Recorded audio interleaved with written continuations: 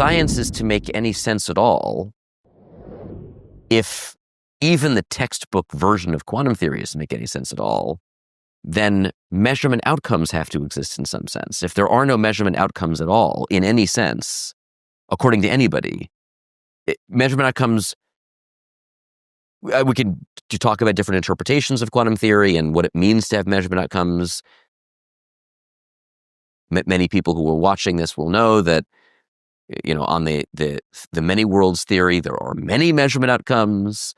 There are also relational or perspectival interpretations or theories for quantum theory in which measurement outcomes are relational or depend on one's perspective. But if there are no measurement outcomes of any kind, in any sense, if those just don't exist, then it's a completely self-undermining picture of reality. That is, that sort of picture of reality undoes itself. It means that without measurement outcomes, we can't even talk about how we do science or how we gather empirical knowledge of the world.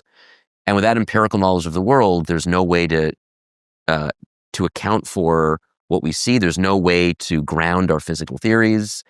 So I think some kind of realism about something is unavoidable if science narrowly or our physical experience more broadly is to be coherent. And if you think that there's realism about people and realism about measuring devices or measurement outcomes at least, then you can ask the question of where the line is. Or why only measurement outcomes? Is there something special about measurement outcomes? Is there something special about people? What about our individual cells? Do our cells get to have realism also? The cells that make up our bodies, the subcomponents that make up our measuring devices. And if you want to claim that our macroscopic meaning the big world, the world that people walk around in, exists in some sense, and you want to argue that this world is emergent in some way from some deeper level of reality, some deeper physical substrate, then it's very hard to avoid some commitment to the reality of that physical substrate. I mean, you can't have emergence without a substrate out of which the emergence is supposed to happen, unless you can provide a rigorous argument for how we're supposed to do that, and I have not seen such a rigorous argument. So it seems hard to deny some kind of realism to something going on in nature, even at a fairly low level. Exactly where we have to stop, if we have to stop at all, is an interesting question. So I just don't know how to make sense of the idea of giving up realism. I don't even know what that means. I don't think it's coherent. I think people sometimes will say it, and then they'll move on without maybe following the consequences of giving up realism to their logical conclusions. I think when you do that, you run into some pretty deep problems of self-undermining. So the question is, does Bell's theorem rule out local realism to begin with? And this is where we can start to talk about some of the implicit assumptions, some explicit, some implicit assumptions that lead to Bell's results. You will sometimes see writings of prominent physicists, sometimes in the popular press, sometimes in articles in scientific journals that are intended for people to see, in which they sometimes wax poetic about how quantum theory has transformed our view of reality, how pre-20th century physics was very different from the physics of the 20th century and beyond. And what we've learned from quantum theory is that nature is subtle and mysterious. I grant all those things. Nature is subtle and mysterious, but that we have to give up things like realism, that what it's taught us is that we can't be realists about nature, that we have to view all of physics in a purely operational or instrumentalist sense. It's merely about the operations we can perform. Things are defined in terms of the operations we can do to measure them or interact with them or work with them, and that scientific theories are only instrumentalist in the sense that they're just models or mathematical vehicles for relating preparations of measurement setups to the outcomes of measurements. I don't view this as some kind of progress of science. It's a particular philosophical, metaphysical viewpoint toward what scientific theories are supposed to be like. And I object and reject the idea that this is somehow the lesson that modern physics, including quantum theory, has taught us. It's true that on the assumption that quantum theory is a good, successful physical theory, as abundant experimental evidence strongly suggests, that our understanding, our picture of reality, does need to be modified compared with the physics prior to the beginning of the 20th century. But that just means that there's work to be done by philosophers and by physicists to try to understand that world rather than give up and embrace instrumentalism or operationalism. I think that instrumentalism and operationalism are perfectly fine practical approaches to making use of our physical theories.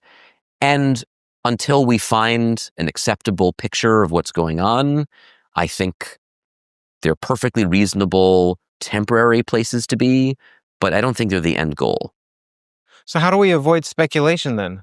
If we're not going to ground ourselves with what's operational or measurable? So I have an aversion to speculation. This is something that we've talked about. I think that the success of quantum theory is a very intricate theory. It's got a list of axioms, which we've talked about. It makes a huge number of very non-trivial predictions that have been confirmed to incredible accuracy in experiments over many decades. Oh, and I should qualify what I said as not just speculation, because speculation could just be idea generation, Sure. which is what one should do in a meeting Right. or in a room with yourself ideating. So I mean to say more wild generation of Right. theories and then speculation atop speculation atop speculation. Yeah. So it's a great point. Yes. Idea generation is great, but what I don't typically like is wild speculation that doesn't eventually ground itself in some kind of rigorous scrutinizing. Fortunately, quantum theory is such a rich, intricate theory that it places a lot of constraints on the kinds of world pictures that you might try to write down. Now, of course, when you try to create any physical theory or try to put together any world picture of the theory, you're going to be guided by some extra empirical criteria as well. You don't want to multiply assumptions beyond what's necessary in some vague sense. That's Occam's razor. There's, given the choice between different kinds of world pictures or physical theories or what have you, all else equal, you'll want to use pictures that are more perspicuous, clearer, simpler. There's a kind of elegance that we're often looking for.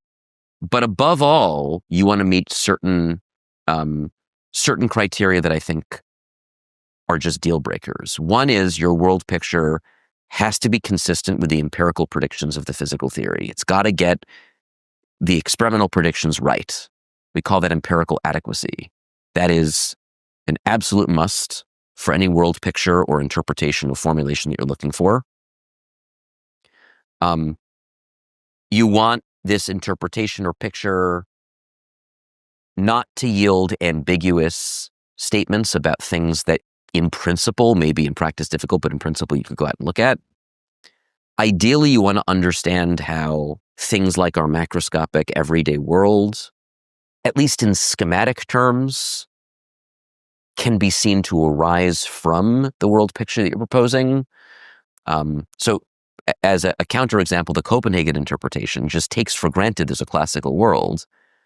And going back, many people have said this more eloquently than I have, including Hugh Everett, who gave rise to the many worlds interpretation, all the way back to his doctoral work in 56 and 57.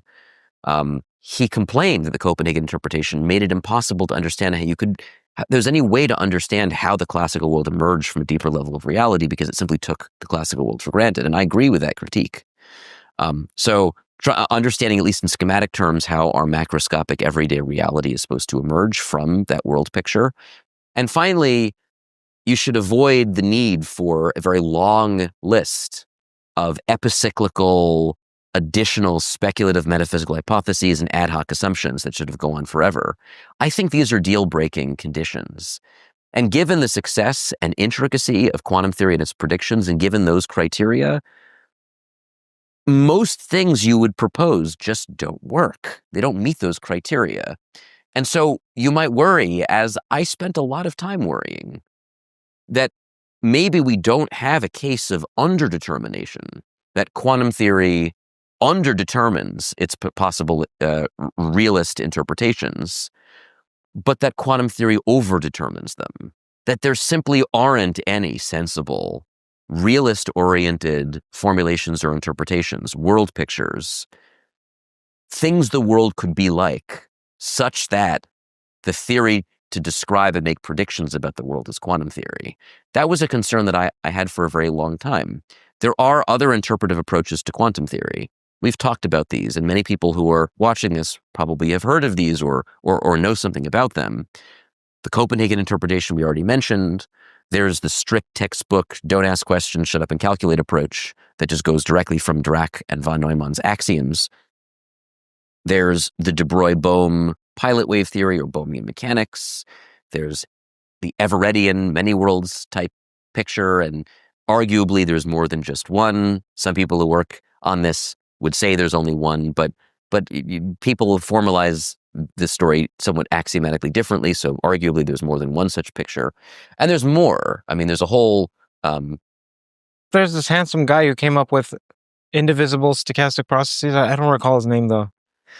Yeah. I know that. I know that guy. I think I do. I think I know that guy. But does any of us really know ourselves? That's an interesting question. So, you have all these pictures, but what motivated me to work on, and, we're talking about this indivisible stochastic approach, was I didn't think that any of the previously existing approaches met those requirements. And we can go through and talk about why I don't think they meet those requirements. There's a sense in which the textbook approach and Copenhagen meet the empirical adequacy requirement by construction. They're just constructed around, the measurements, which they're just taken to be, to be primitive axiomatic features of their descriptions. And so of course they're going to be empirically adequate, for most everyday purposes. But they do lead to some ambiguities. And then we run into the ambiguity problem. The Wigner's friend thought experiment, which you and I have talked about a couple of times, is an example of where you run into some ambiguity. You have two observers, one inside of a sealed box, one outside of the box.